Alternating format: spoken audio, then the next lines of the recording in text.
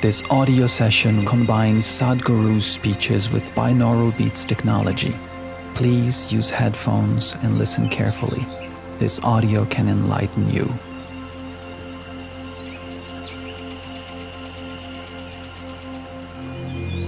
When the outside situations go against us, we will also turn against ourselves. Or when the outside situations go against us, we will stand up 100% for ourselves. What does standing up for ourselves mean? If you are for yourself, keeping yourself joyful, exuberant, alive is most important. And there is substantial medical data to tell you that when you're joyful, when you're exuberantly involved with life, your immune system, your whole body, every aspect of your body functions way better than normal. There is substantial medical evidence for this. There is no question about it anymore. There are no doubts about it anymore. It's well established. So one important thing we need to understand is right now, everybody is talking about gloom and doom. The logic behind this is, so many people are miserable, so let me also join that and be miserable. This is not a solution. You must make up your mind whether you want to be a part of the solution or part of the problem.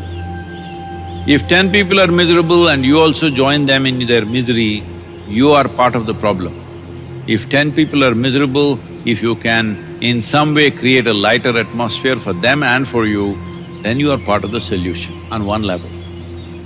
Above all, unfortunately, modern life has become like this. There is no contact with the earth, there is no contact with natural water bodies, there is no contact with the five elements in nature. Everybody is living and working in a box which is always at 70 degrees centigrade, 70 degrees Fahrenheit or something like that. Everybody in controlled temperatures, in boxes, we are living. You may call it an apartment, you may call it an office, but it's actually a box. So now the virus is trying to change your lifestyle. You are complaining every day your commuting was taking 1.5 to 2 hours of circus through the traffic. Now you're spared all that, so don't go on complaining endlessly. There is no need to complain, only our lifestyle is changing. Our life we must protect with responsible and conscious behavior. Nothing about our life has changed, only our lifestyle is changing. But if you're misunderstanding your lifestyle as life, then of course you will suffer.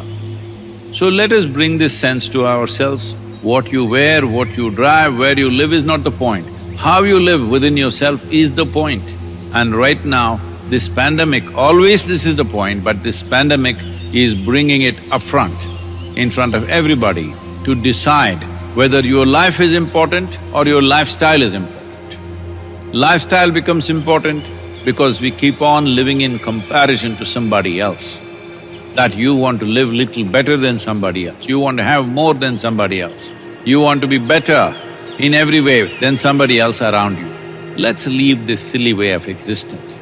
Let's organize our lives in such a way that you're joyful, you're well, you're healthy, your family is joyful, people around you are joyful and well.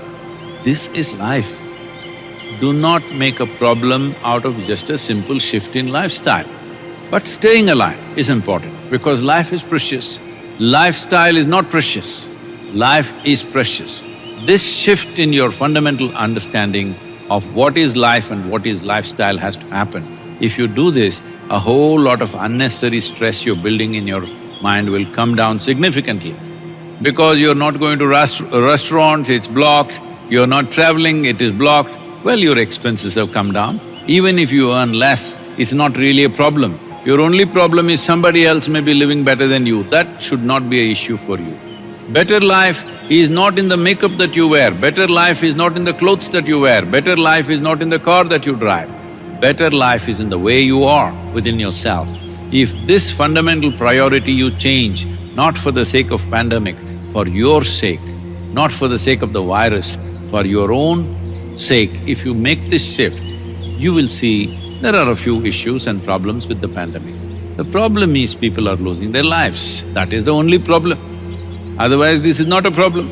Unfortunately, people are losing their lives because no nation can be equipped to provide hospitalization for its entire population or a major segment of the population. So, the important thing is, one way or the other, we may get an infection. The important thing is to postpone it as much as we can. So this is why the vaccination drive is very, very important. Vaccination is not an ultimate solution, but vaccination pushes the problem. By pushing the problem, we will not overwhelm the medical institutions and medical infrastructure.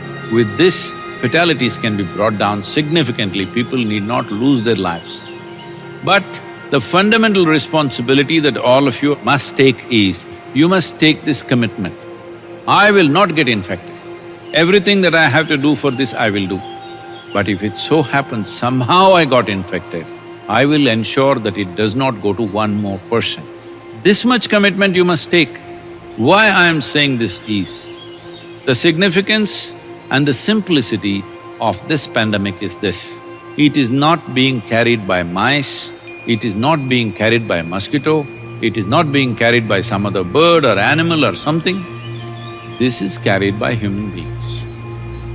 Because we are the only sole carriers for this virus, the simplest solution is that we maintain some protocol so that we don't spread.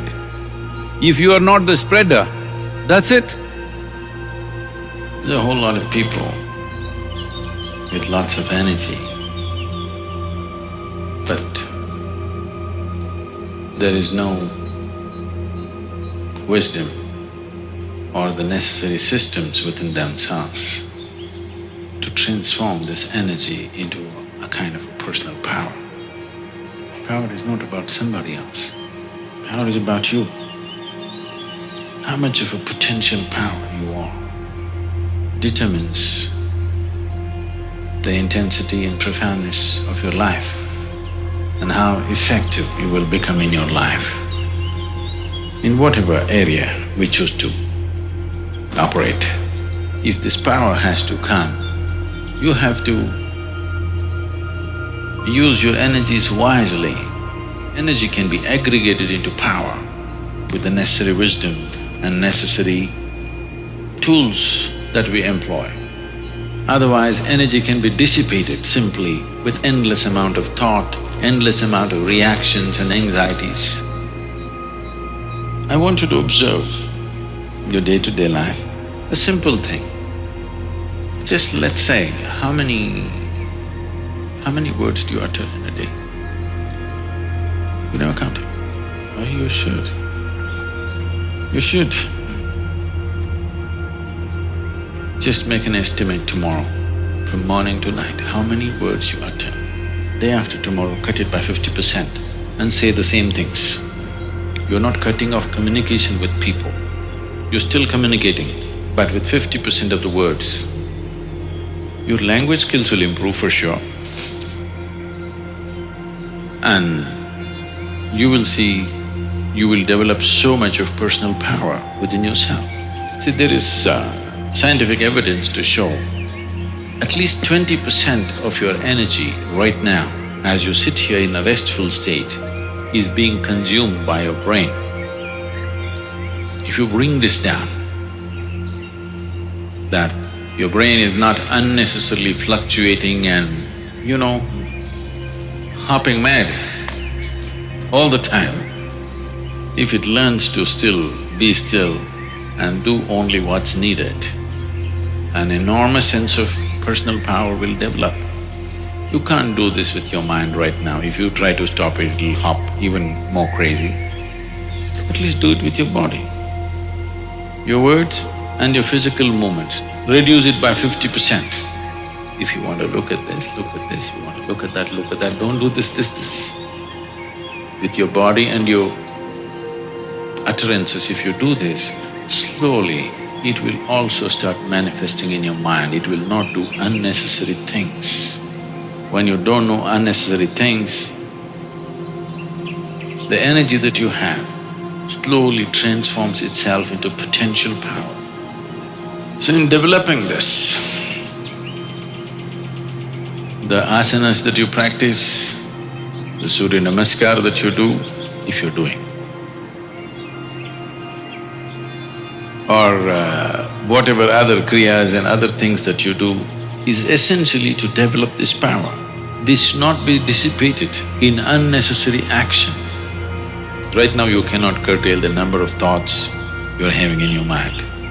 That also can be, if you just bring in a reverberation within you, a simple mantra. If this is going away crazy, simply chant for some time, create a certain reverberation. You will see it will generate enormous amount of personal power. Without this power within you, you will not break through dimensions of life. Right now, for most people,